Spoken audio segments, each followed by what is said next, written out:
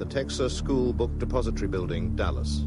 From this sixth-floor window, Lee Harvey Oswald allegedly fired the shots that killed the President of the United States on November the 22nd, 1963. Lee Harvey Oswald, a figure of mystery, murdered before he could reveal what he knew. While the truth about him remains obscure, the myths abound. He was average Joe, that was all. He was behaving like someone who was belligerent and not showing any remorse for anything he had done. He was a nice fella, seemed like, very courteous, nicely kept. Oswald was the perfect patsy. He looked guilty, not just of a murder, but of anything. A very sullen, dark kind of a man that I wouldn't want to be friends with. He seemed to be such a nice man, and everybody thought he was, and he appeared to be, because he was very good with children. They started making a villain out of a man who genuinely was probably a hero.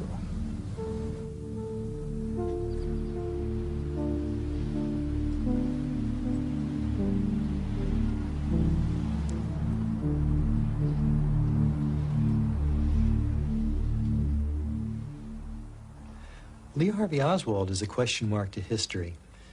The debate is often raised, was Lee Harvey Oswald alone as the assassin, or was he part of a conspiracy? The question is never raised, is it possible that he didn't do it at all? 6 weeks before the assassination, Oswald had taken a low-paid job as an order filler at the School Book Depository in downtown Dallas. Because of his impoverished circumstances, Oswald was living in the modest residential district of Oak Cliff, 4 miles out of town. Although married with 2 young daughters, weeknights were spent alone at this seedy rooming house at 1026 North Beckley, where Oswald had mysteriously registered under the name of O.H. Lee.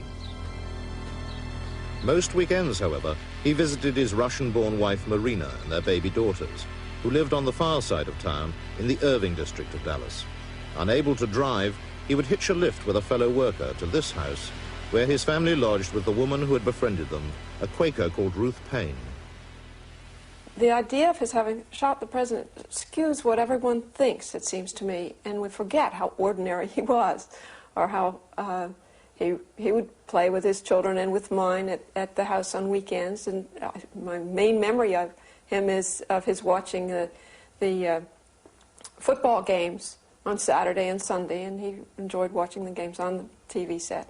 He seemed concerned about his little girls, very much so. Oswald loved being the family man. The colleague who drove him out to see them at weekends and lived only a few doors away witnessed that affection firsthand. Buell Wesley Frazier. He liked children very much. That's one of the things that I could get Lee to talk about. When Lee came home with me on Friday afternoon and rode back with me on Monday morning, I never saw him or did anything with him at that time, but evidently the children in the neighborhood, all of them at one time or other, seemed to find their way up to the Payne house where Lee lived to play with him and his daughter. On November the 21st, I was working at the Texas School Book Depository. Oswald came up to me and he asked if he could ride home with me, and I said, sure. And then a little bit later, I realized it wasn't Friday. And the next time I saw him, I said, well, today's not Friday, Lee. And he says, I know that. He says, it's Thursday. He says, Marina has made some curtains for me, and they have some curtain rods out there. And he says, I'm going to get the curtain rods to put the curtains up in my apartment. I said, okay. He had never come out without asking permission before, besides the fact that it was a weeknight. And he arrived, actually, I was out of the house when he arrived. I was grocery shopping. We bought a lot of groceries. And then he was there already, playing with his children on the front lawn when I arrived about 5:30. As we went by each other, I said, very, very, very happy in Russian, our president is coming. And he just sort of brushed on by without saying anything or no really reaction, and in a way that was typical of him, so I gave it very little thought. He often didn't respond very much, but I think that evening he was especially quiet at dinner, and he went to bed very early. On the morning of the assassination, Oswald overslept. Leaving money and his wedding ring behind, he hurried down the street to secure his ride to work with Frazier. Under his arm, he carried a brown paper package. Did this contain the gun that killed the President of the United States? The first time I saw the package, it was on the back seat of my car, and I just glanced at it. And I said, what's that, Lee? And he said, that's curtain rods. He said, remember I was going to bring them? The length of the package that I saw that morning was roughly 2 foot long, give or take an inch or two. And it was made out of the same type of packing material that you would find in any company that packed materials for shipment. It's just the brown paper and the tape that you'd normally find. Nothing unusual.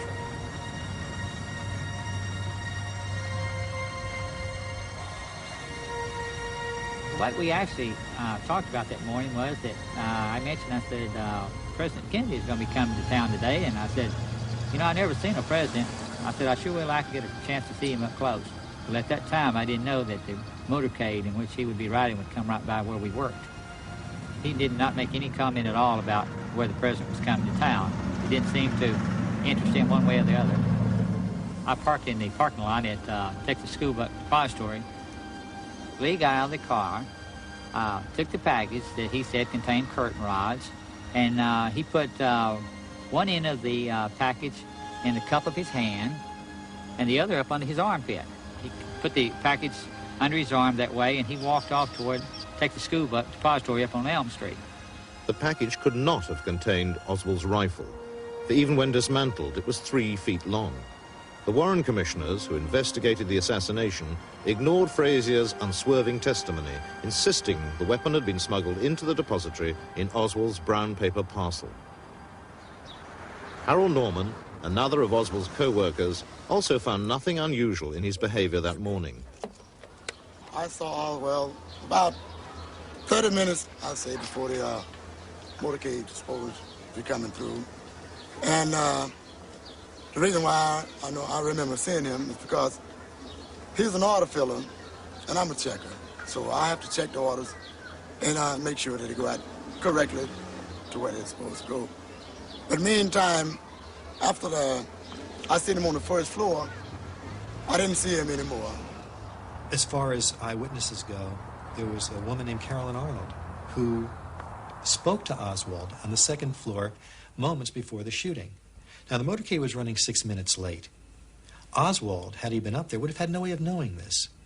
He would have been up there on the 6th floor. He would have been waiting for at least 10 or 15 minutes in that so-called sniper's perch to shoot at President Kennedy as he either came toward the depository or as he went toward the triple underpass. One way or the other, he would have had to be up there at that time. He wouldn't be in the lunchroom on the 2nd floor. Now they are waving, and here comes Jackie waving by. And Mr. Kennedy. The President's car is now turning onto Elm Street, and it will be only a matter of minutes before he arrives at the trademark. Reports here at Parkland that Governor Connolly was shot in the upper left chest, and the first unconfirmed reports say the President was hit in the head. That's an unconfirmed report that the President was hit in the head. A priest has been ordered, emergency supplies of blood also being rushed to the hospital. Just a moment. We have a bulletin coming in. We now switch you directly to Parkland Hospital and KBOX News Director Bill Hampton. The President of the United States is dead. It's official, as of just a few moments ago.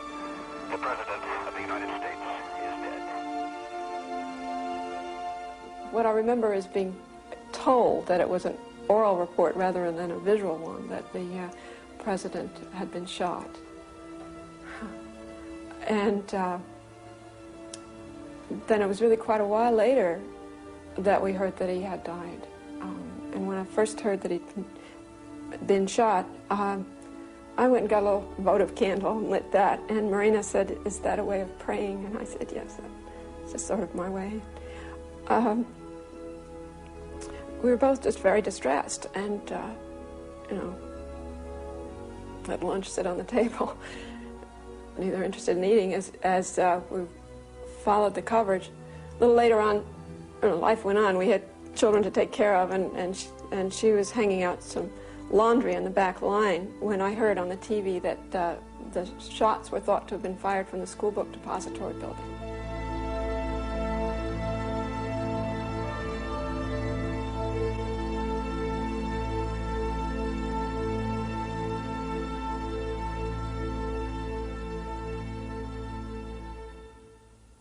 Now riding the back trails of Texas, a former Dallas motorcycle officer recalls a remarkable encounter he had within 90 seconds of the assassination. The first policeman into the depository was Marion Baker. I worked for the Dallas Police Department as a motorcycle officer and signed the motorcade that day. I was approximately 5 or 6 cars back from the lead car of the motorcade. I had gotten about halfway between Maine and Houston when I heard these 3 shots. And immediately I knew they was in front of me and high. And as I looked up, I saw this huge flock of pigeons flying from the top of this building. I rode my motorcycle over to the corner of the intersection, parked it, and then ran in the building, which took me a very few seconds to do this. When I got through the front doors into the lobby of the building, I asked where the elevators or the stairs would be. And one man spoke up, said, "I'm Mr. Truly, I'm the building manager." And he said, "Come on, officer, I'll show you." So he and I continued on to the back of the building and up some stairways at the back of the building to the 2nd floor. As we came out of on the 2nd floor, I saw through a doorway, a window in this doorway, a movement. So I went over and opened up the door, and this man was walking away from it. And the next room, I later found out was a coffee room. As seen earlier by his fellow workers, Oswald was still alone in the lunchroom. I called to the man, and he turned around, and Mr. Truly was there beside me, and I asked him if he knew this man or if he worked there. He said, yes, he does. He was calm, ordinary, you know. He didn't look excited or anything like that. In order to fire the shots from the 6th floor, Oswald needed to squeeze his way out of the sniper's perch, pick his way between stacks of books to the far side of the building, hiding the gun en route, descend 4 flights of stairs to the lunchroom unobserved, and yet appear calm and unruffled in his encounter with Officer Baker, all within 90 seconds. Less than 15 minutes after the shooting, the police were broadcasting a wanted description that closely fitted Oswald. Who provided that description is not known, but it led to the immediate arrest of Oswald lookalikes, even in Fort Worth, 30 miles away. Attention all squad. The suspect in the shooting at Elm in Houston is reported to be an unknown white male, approximately 30, slender build, height 5 feet 10 inches, weight 165 pounds, reported to be armed with what is thought to be a .30 caliber rifle.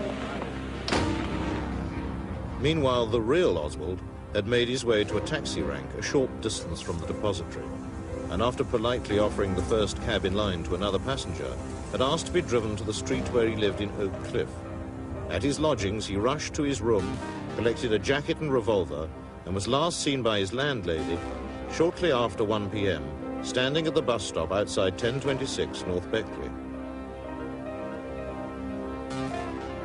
A mile from Oswald's rooming house, in another part of Oak Cliff, a further drama was unfolding. Waitress Helen Markham, on her way to work, was about to become the principal witness to a brutal slaying. I was standing here on this corner when, waiting on the traffic to pass so I could go down there and catch my bus to go to work. And a man come walking down the sidewalk, and a policeman came, and I could not get across. The policeman in a patrol car was Officer J.D. Tippett. According to Helen Markham's account, Tippett stopped his car and got out to continue his conversation with the man on the sidewalk. Just as the policeman got in front of the hood of the car, that man shot him 3 or 4 times. And then he put his gun back in his pants. He run over here, and I put my hands, I seen him coming, I just put my hands up on my face like this. I waited for a few minutes, and I opened them up, and I pulled them down. And he looked at me, and I looked at him, and I never said a word. And just like a flash of lightning, with big glassy eyes, he run off across the field, out that lot there, down, right across there, went over the fence and down the alley. With Helen Markham, car dealer Ted Calloway was to become a principal witness for the Warren Commission. At a police identity parade later that day, they both picked out Lee Harvey Oswald as the killer of Officer J.D. Tippit. I was sitting in my office when I heard what sounded to be 5 pistol shots coming from behind my office in the direction of 10th Street. Well, I jumped up, ran out to the sidewalk, and as I did, I saw a man jump through the hedge carrying a pistol, and he angled across the street to the sidewalk and continued to run in my direction, holding his pistol. When he got almost directly across from me, I yelled at him, "Hey, man, what the hell is going on?" And he had his pistol right here, and he nearly stopped, and he turned in my direction and said something, but I couldn't understand what he said. So he continued walking down Patton Street. I called to a friend of mine. I said, "Follow that guy, see where he's going." The different routes taken by the fleeing assailant were not the only contradictions in the accounts of these key witnesses. He was wearing a light shirt, a brown jacket, and a light gray trousers. He was wearing a black pair of trousers, a white shirt, and either a real light tan or a light gray Eisenhower-type windbreaker. He was a short man, kind of small, and with a ruddy complexion. He had real fair complexion, dark hair, and I found out later, the reason he had such fair complexion, that he'd killed a police officer and he was scared to death. So what it was, he was as pale as a ghost. This man has devoted more time and energy than anyone to investigating the murder of Officer Tippit in Oak Cliff. After 12 years, researcher Larry Harris has uncovered important new evidence. The Warren report concluded that Oswald had been walking east on 10th Street at the time he was encountered by Officer Tippit.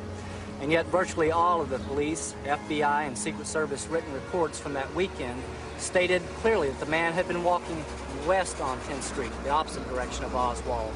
One of the witnesses to so state was Jim Burt, who was located on the corner of Denver and 10th Street.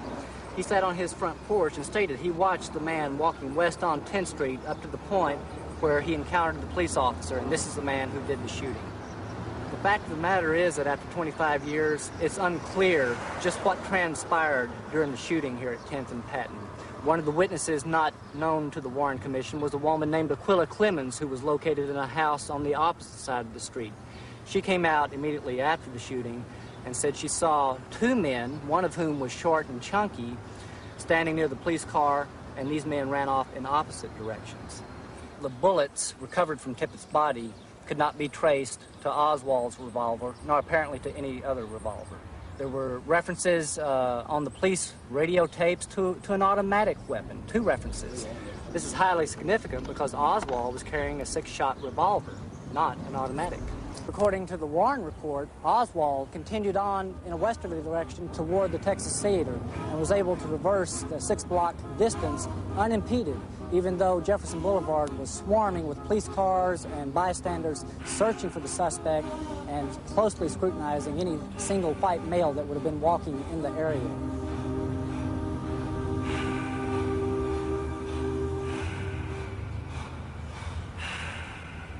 An agitated figure was seen to dodge into the Texas Theater without paying and disappear into the upstairs balcony. Butch Burroughs was the ticket collector on duty that day. We were playing 2 movies called War as Hell with Eddie Murphy and Cry Battle with Van Heflin. And we started the movie at 1 o'clock, and I was counting candy behind the candy case. And he also slipped in around between 1 and 1:07. According to the official record, 1:07 was the time at which Police Officer Tippit was slain.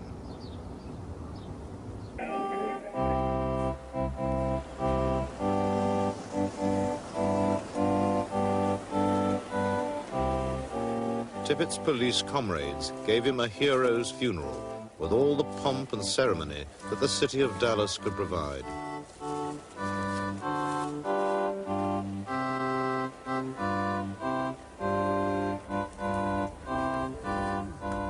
Mrs. Tippit became a very wealthy widow. Donations poured into Dallas for the family of the police hero slain in the line of duty, confronting the presidential assassin, Lee Oswald. I don't know what this is all about. Back up, man! Here in Dallas, the man all America is looking at this time is 24-year-old Lee H. Oswald, being interrogated at the Dallas City Police Building. At the time of his arrest, in a theater in the Oak Cliff section of Dallas, he was subdued after killing a Dallas police officer with a snub-nosed revolver, struggling with another officer, striking him with that pistol. And during that struggle, he was heard to shout, "It's all over now. I got me a president and a cop, and I'll try for 2 more." A fanatic in every sense of the word. Mike Donald yelled for help, and the other officers in the theater and I managed to subdue the man, disarm him, and handcuff him. We asked him why he shot the officer, and he made the statement, "I haven't done anything to be ashamed of." This is all the information we got out of him on the way downtown.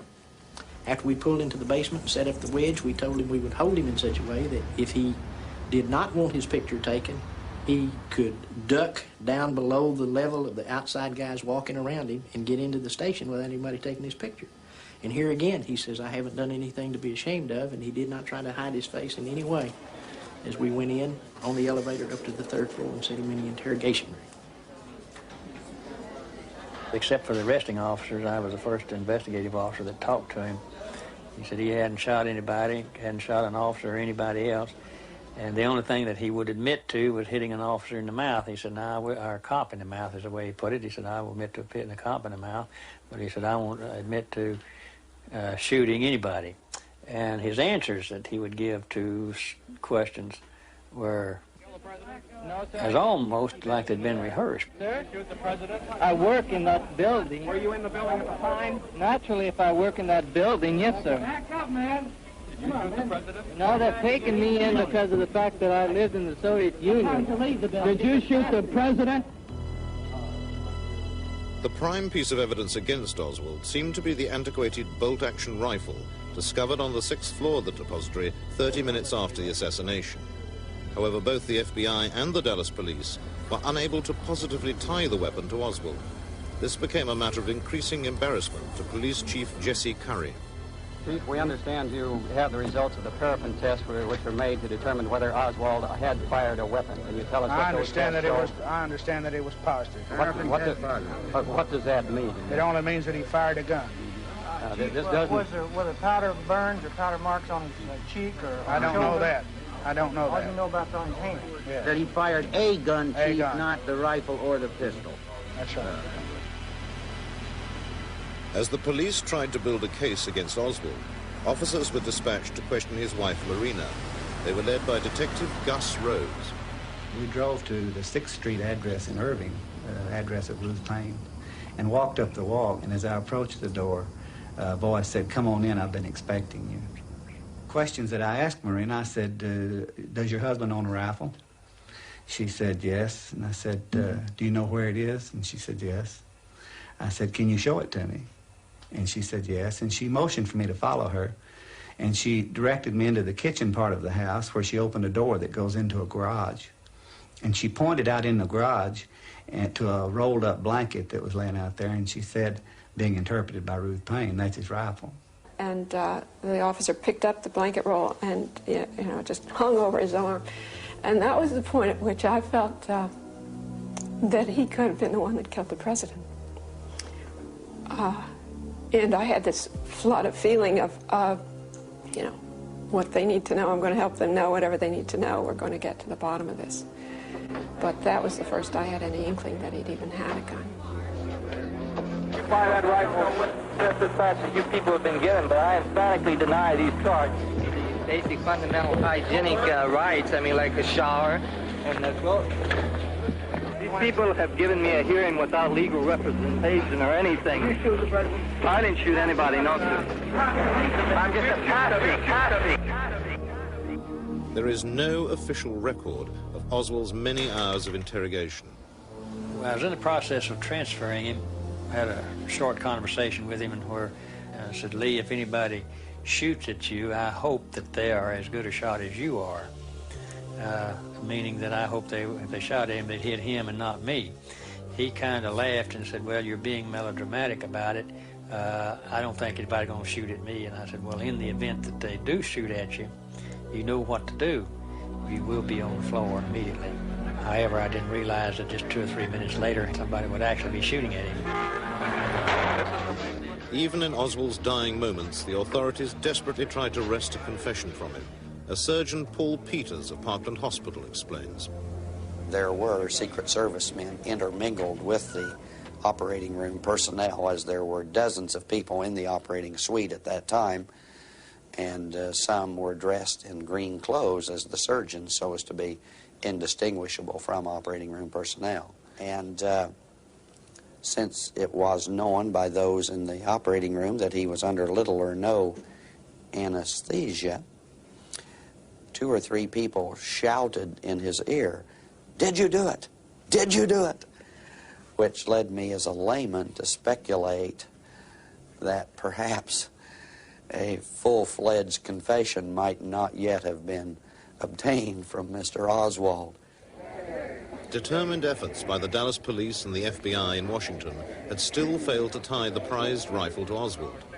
However, a smudged palm print was discovered on the weapon hours after a mysterious visit to the funeral home where Oswald's body had been taken by mortician Paul Grudy. I had gotten to the funeral home with his body something in the neighborhood of 11 o'clock at night, and it is a several-hour procedure to prepare the remains. And after this time, someplace in the early morning, agents came. Now, I say agents because I'm not familiar at the moment with whether they were Secret Service or FBI or what they were, but agents did come, and when they did come, they fingerprinted. And the only reason that we knew they did, they were carrying a satchel and the equipment and asked us if they might have the preparation room to themselves. And after it was all over, we found ink on Lee Harvey's hands showing that they had fingerprinted him and palm printed him. We had to take that ink back off in order to prepare him for burial and to eliminate that ink. When we removed the casket from the little chapel, there wasn't any way that the help and I could handle it. Since there were only 2 of us, we decided the best thing to do. I solicited the newsmen that were there, and I asked them, would you mind helping me? And they volunteered and came over and carried the remains of the casket to the coach, and then from the coach to the tent after I drove over to the gravesite. There were enough policemen there, one behind every tombstone, because they just didn't know what was going to be the next thing to happen. When the minister was through with a few brief words, the family then was given the privilege of, as in the business we call it the last leave, they had the opportunity to look at the body of Lee Harvey for a brief moment. And Marina, the wife, got up and patted his body and caressed him. Then she reached down and took a ring off of her finger, and actually it was 2 rings, and tried to place it on Lee Harvey's fingers, because this was the ring that was their wedding band, and I helped her because she was shaking and very nervous. Marina took a handful of dirt and made the sign of a cross on that grave, and then the family departed and went back to protective custody. But the man given such a simple burial in Rose Hill Cemetery was far more complex than portrayed by history. Well, Oswald was a pretty interesting fellow. He's not nearly the one-dimensional character that the Warren Commission has painted him to be. He was in the Marine Corps and did very well. He had a high security clearance. He was stationed over at Sugi. He was a radar operator. In fact, he was one of the guys that would track the U-2 flights over Russia. So it's not like he was the perennial loser that we tend to have this image of him now.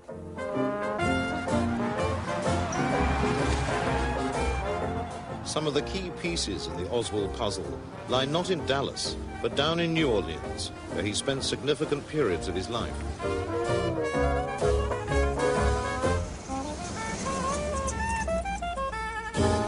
In an unbroadcast interview with a local radio and television station only months before the assassination, Oswald spoke about his life. I was born in New Orleans in 1939. For a short length of time during my childhood, I lived in Texas and in New York. During my junior high school days, I attended Beauregard Junior High School. I attended that school for 2 years. Then I went to Warren Eastern High School, and I attended that school for over a year. Then my family and I moved to Texas, and I continued my schooling there. Then I entered the United States Marine Corps in 1956. I spent 3 years in the United States Marine Corps, starting out as a private, working my way up through the ranks to the position of buck sergeant, and I served honorably, having been discharged. He had an honorable discharge, and then just a few weeks later wound up in Russia saying that he was going to renounce his American citizenship. And it's interesting that after he had supposedly said that, he was given a dishonorable discharge from the Marine Corps. It's fascinating that when he did go over to Russia and was introduced to the woman who later became his wife, his Russian was so good that she thought he was a Russian. So we suspect that he was trained.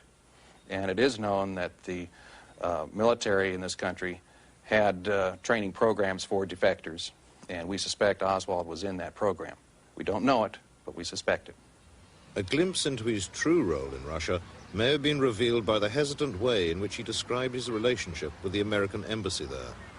I worked in Russia. I was under the protection of that is to say, I was not under the protection of the American government, but that is, I was at all times considered an American citizen. At no time, as I say, did I renounce my citizenship or attempt to renounce my citizenship, and at no time was I out of contact or with the American embassy.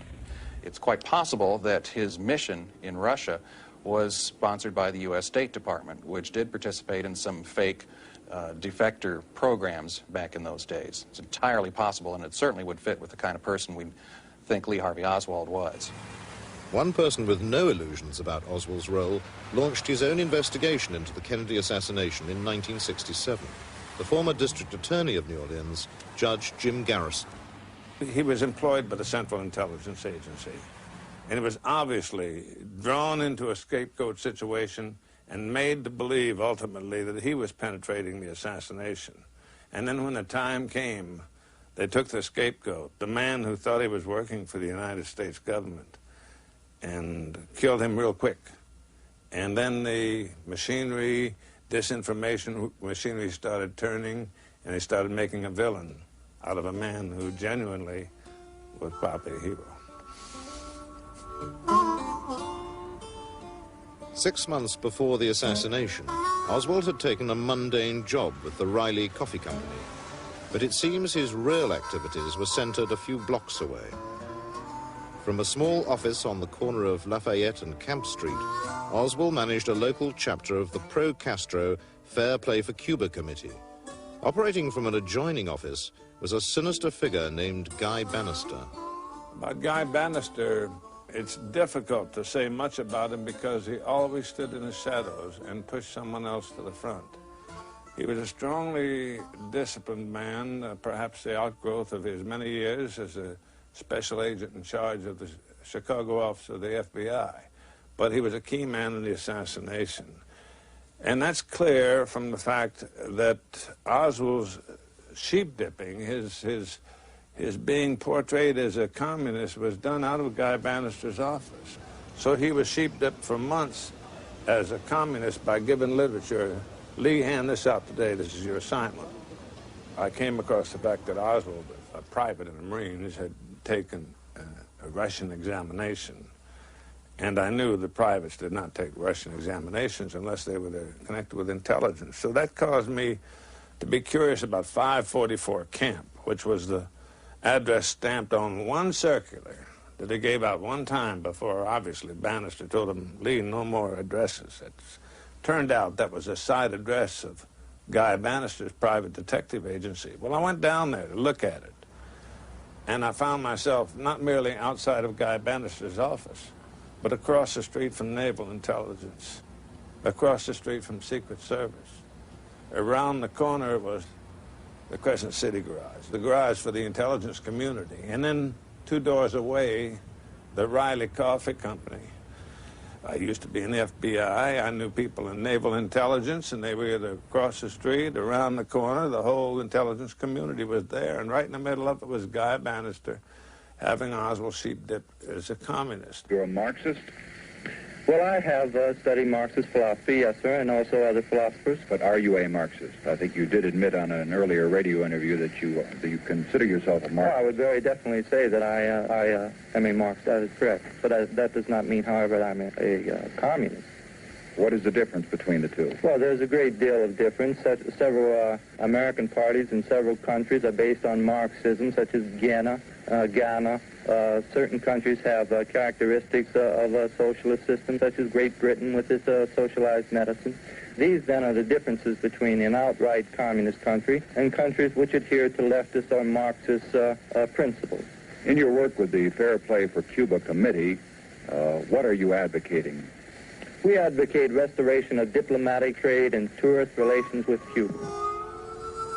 Most lunchtimes, Oswald would leave work and stroll down Magazine Street to the Crescent City garage, where government agents parked their cars and had them serviced. One such agent was observed contacting Oswald by the owner of the garage, Adrian Alba. During his lunch break, Oswald often sat in this office, browsing through gun magazines and chatting to Mr. Alba, who was also a keen rifleman. Oswald showed particular interest in how to go about ordering guns through the mail.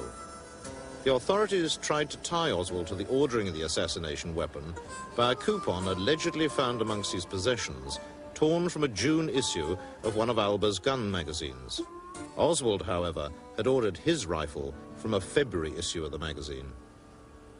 When the president ends up being assassinated and the scapegoat grabbed by the federal government and killed before anything can be done to help him, turns out to be the man that Guy Bannister has been the tutor of all the time, you have to conclude that Guy Bannister was a key man in the assassination and possibly the most important man that we encountered in our whole investigation. But he's been dead so many years, it's a little hard to question.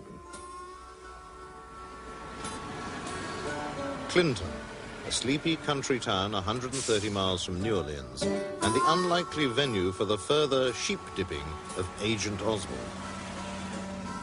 Less than 3 months before the assassination, he arrived here with 2 strangers. During his brief stay, he made several attempts to get a job, in particular at the local state hospital. He is well remembered in neighboring Jackson by the town barber, Edwin McGeehee. It was a lazy afternoon.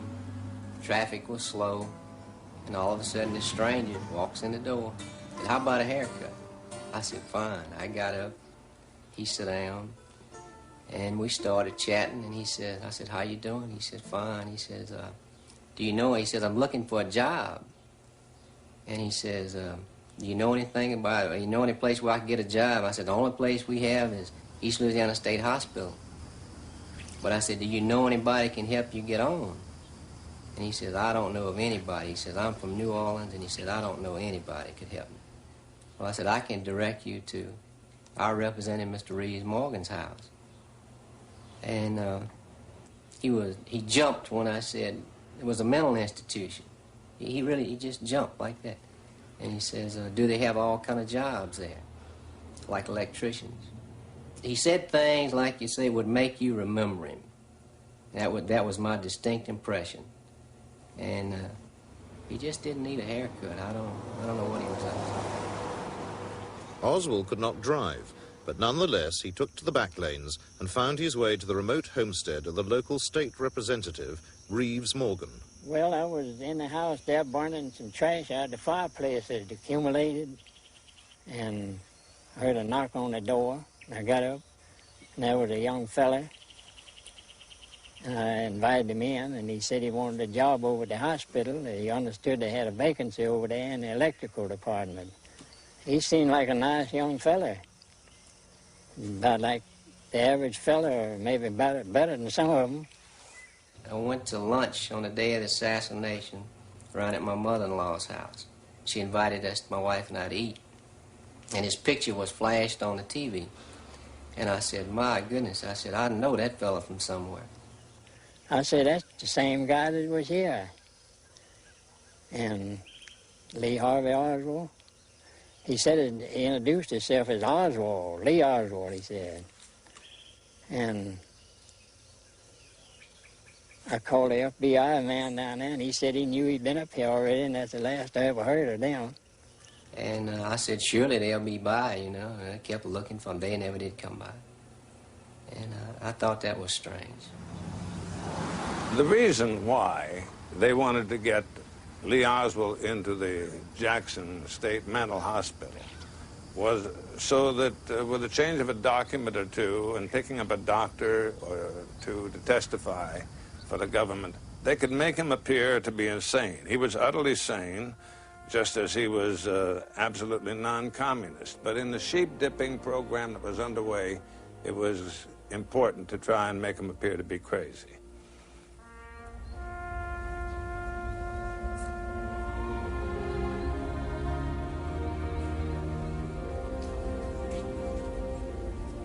Bitterly protesting her son's innocence to the last, a forlorn Marguerite Oswald believed Lee had been grossly misrepresented to the world. Lee Harvey Oswald, my son, even after his death, has done more for his country than any other living human being.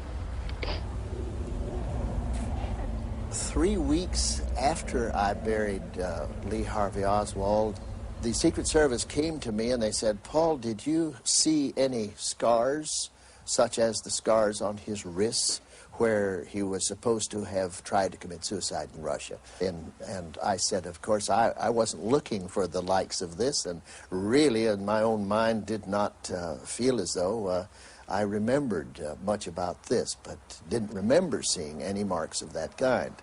And the Secret Service agent told me at that time, well, Paul, we just don't know who we have out there in that grave.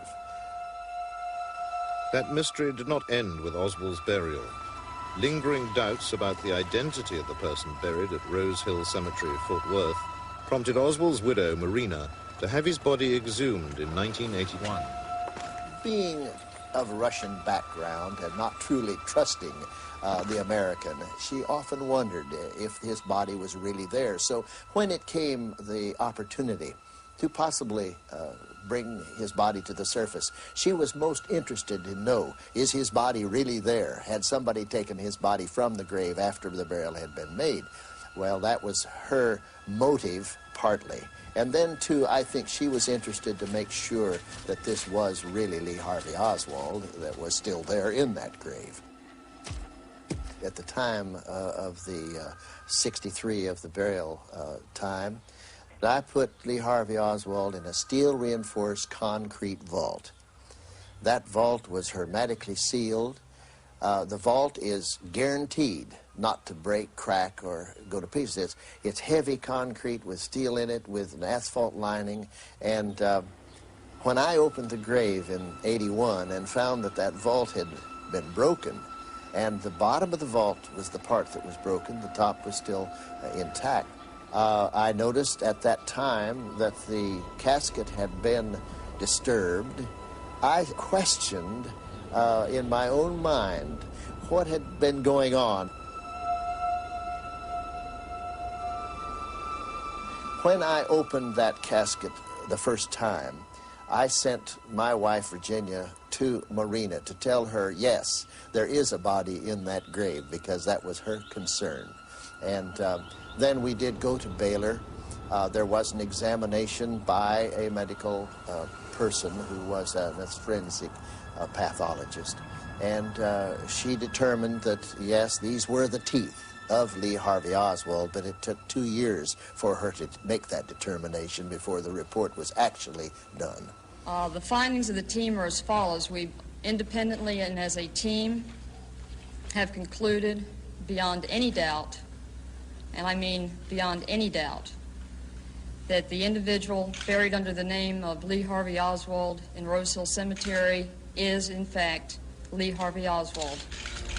At this point in time, we hope that this puts the matter to rest without any further speculation being raised as to the identity of the individual at Rose Hill. Oswald's dental record was used to confirm the identity of the exhumed body. But once again, the official version does not tell the whole story. Paul Grudy, an experienced mortician, made one vital observation that confounds their findings. He speaks about it here for the first time. Of course, I was the one that had to handle the body in the morgue at Baylor. And as we removed the body from the casket, or at least worked with the body, I could recognize that this clothing was the clothing that I had put on that body.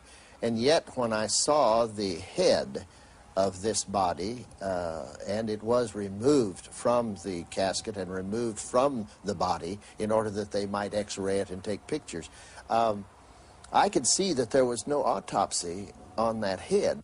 When an autopsy is done and the skull is cut in order to remove the cap, in order to remove the brain, there is a distinctive line of where all the fissures and all of the skull has been parted. Now, it's going to cause a bit of a mark.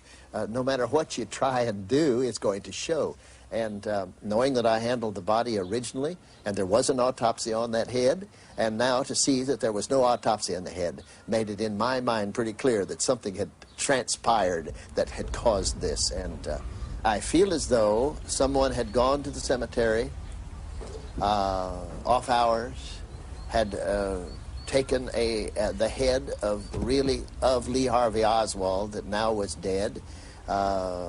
How he got that way, I don't know, but at least it was the head, and had brought the vault to the surface as best they could, being a heavy item as it is, a tripod, lifting that body, lifting the body and the vault out of the grave. In the process, the bottom of the vault fell, breaking the vault, causing the casket to deteriorate to a degree.